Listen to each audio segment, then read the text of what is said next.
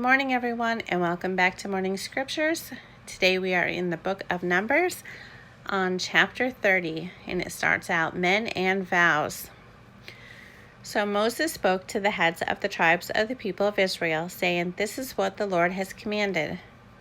If a man vows a vow to the Lord or swears an oath to bind himself by a pledge, he shall not break his word. He shall do according to all that proceeds out of his mouth.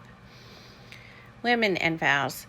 If a woman vows a vow to the Lord and binds herself by a pledge while within her father's house in her youth, and her father hears of her vow and of her pledge by which she has bound herself and says nothing to her, then all her vows shall stand, and every pledge by which she has bound herself shall stand. But if her father opposes her on the day that he hears of it, no vow of hers, no pledge by which she has bound herself shall stand, and the Lord will forgive her because her father opposed her.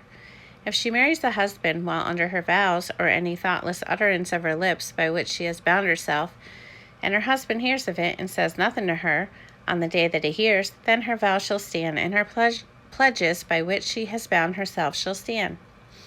But if, on the day that her husband comes to hear of it, he opposes her, then he makes void her vow that was on her, and the thoughtless utterance of her lips by which she bound herself, and the Lord will forgive her. But any vow of a widow or of a divorced woman, anything by which she has bound herself shall stand against her. And if she vowed in her husband's house, or bound herself by a pledge with an oath, and her husband heard of it and said nothing to her, and did not oppose her, then all her vows shall stand, and every pledge by which she bound herself shall stand. But if her husband makes them null and void on the day that he hears them, then whatever proceeds out of her lips concerning her vows or concerning her pledge of herself shall not stand. Her husband has made them void, and the Lord will forgive her. Any vow and any binding oath to afflict herself, her husband may establish, or her husband may make void. But if her husband says nothing to her from day to day, then he establishes all her vows, or all her pledges that are upon her.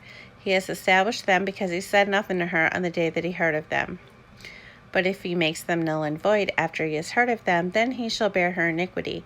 These are the statutes that the Lord commanded Moses about a man and his wife, and about a father and his daughter, while she is in her youth within her father's house.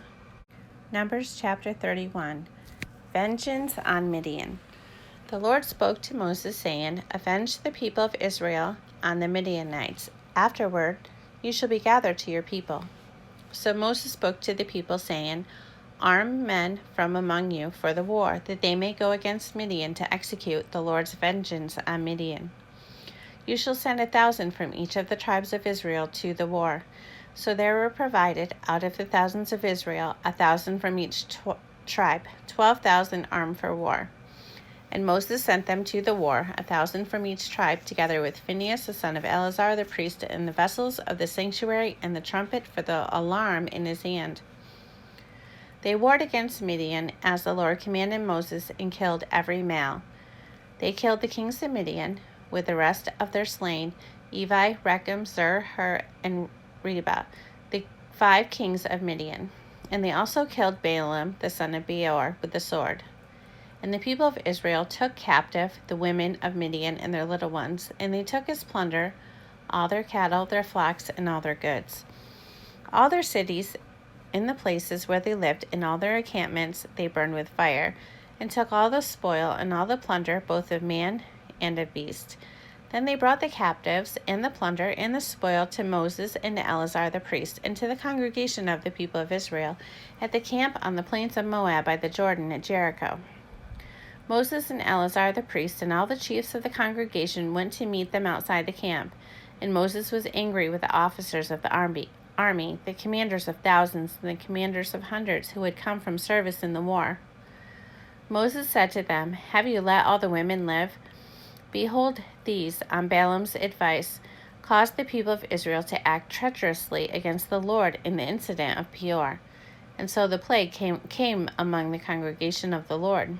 Now therefore kill every male among the little ones, and kill every woman who has known man by lying with him. But all the young girls who have not known man by lying with him, keep alive for yourselves. Encamp outside the camp 7 days. Whoever of you has killed any person, And whoever has touched any slain, purify yourselves and your captives on the 3rd day and the 7th day. You shall purify every garment, every article of skin, all work of goat's hair, and every article of wood. Then Eleazar the priest said to the men in the army who had gone to battle, This is the statute of the law that the Lord has commanded Moses. Only the gold, the silver, the bronze, the iron, the tin, and the lead, everything that can stand the fire, you shall pass through the fire, and it shall be clean. Nevertheless, it shall also be purified with the water for impurity, and whatever cannot stand the fire, you shall pass through the water. You must wash your clothes on the 7th day, and you shall be clean, and afterwards you may come into the camp. The Lord said to Moses, Take the count of the plunder that was taken, both of man and of beast, you and Eleazar the priest, and the heads of the fathers' houses of the congregation, and divide the plunder into 2 parts between the warriors who went out to battle and all the congregation.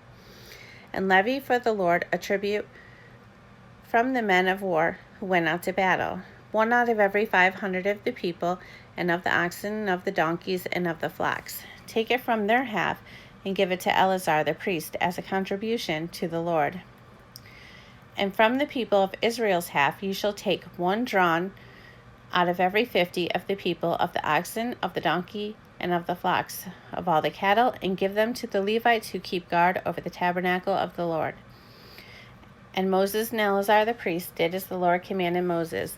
Now the plunder remaining of the spoil that the army took was 675,000 sheep, 72,000 cattle, 61,000 donkeys, and 32,000 persons in all, women who had not known man by lying with him. And the half, the portion of those who had gone out in the army, numbered 337,500 sheep, and the Lord's tribute of sheep was 675. The cattle were 36,000, of which the Lord's tribute was 72. The donkeys were 30,500, of which the Lord's tribute was 61. The persons were 16,000, of which the Lord's tribute was 32 persons. And Moses gave the tribute, which was the contribution for the Lord, to Eleazar the priest, as the Lord commanded Moses, from the people of Israel's half, which Moses separated from that of the men who had served in the army. Now the congregation's half was 337,500 sheep, 36,000 cattle, and 30,500 donkeys, and 16,000 persons. From the people of Israel's half, Moses took 1 of every 50, both of persons and of beasts, and gave them to the Levites who kept guard over the tabernacle of the Lord, as the Lord commanded Moses.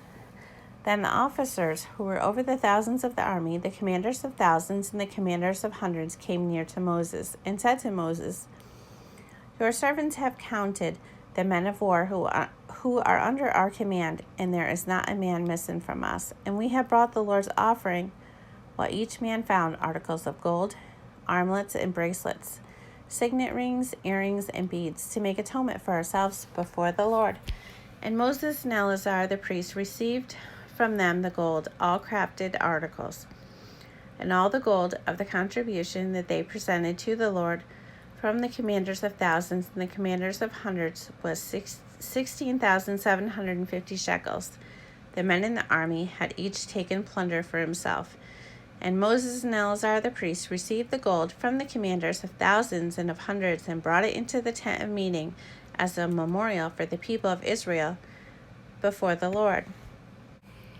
Numbers chapter 32. Reuben and Gad settled in Gilead. Now the people of Reuben and the people of Gad had a very great number of livestock. And they saw the land of Jazer and the land of Gilead, and behold, the place was a place for livestock. So the people of Gad and the people of Reuben came and said to Moses and to Eleazar the priest and the chiefs of the congregation, Adaroth, Dibon, Jazer, Nimrah, Heshbon, Elah, Sebam, Nebo, and beyond, the land that the Lord struck down before the congregation of Israel is a land for livestock, and your servants have livestock. And they said, If we have found favor in your sight, let this land be given to your servants for a possession. Do not take us across the Jordan.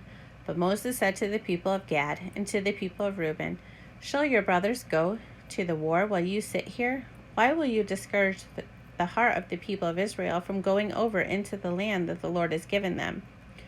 Your fathers did this when I sent them from Kadesh Barnea to see the land. For when they went up to the valley of Eshcol and saw the land, they discouraged the heart of the people of Israel from going into the land that the Lord had given them. And the Lord's anger was kindled on that day, and he swore, saying, Surely none of the men who came up out of Egypt from 20 years old and upward shall see the land that I swore to give to Abraham, to Isaac, and to Jacob, because they have not wholly followed me, none except Caleb the son of Jephunneh the Kenizzite, and Joshua the son of Nun, for they have wholly followed the Lord.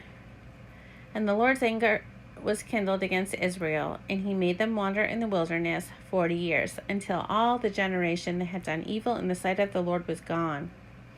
And behold, you have risen in your father's place, a brood of sinful men, to increase still more the fierce anger of the Lord against Israel. For if you turn away from following him, he will again abandon them in the wilderness, and you will destroy all this people. Then they came near to him and said, We will build sheepfolds here for our livestock and cities for our little ones, but we will take up arms, ready to go before the people of Israel, until we have brought them to their place. And our little ones shall live in the fortified cities because of the inhabitants of the land. We will not return to our homes until each of the people of Israel has gained his inheritance. For we will not inherit with them on the other side of the Jordan beyond, because our inheritance has come to us on this side of the Jordan to the east.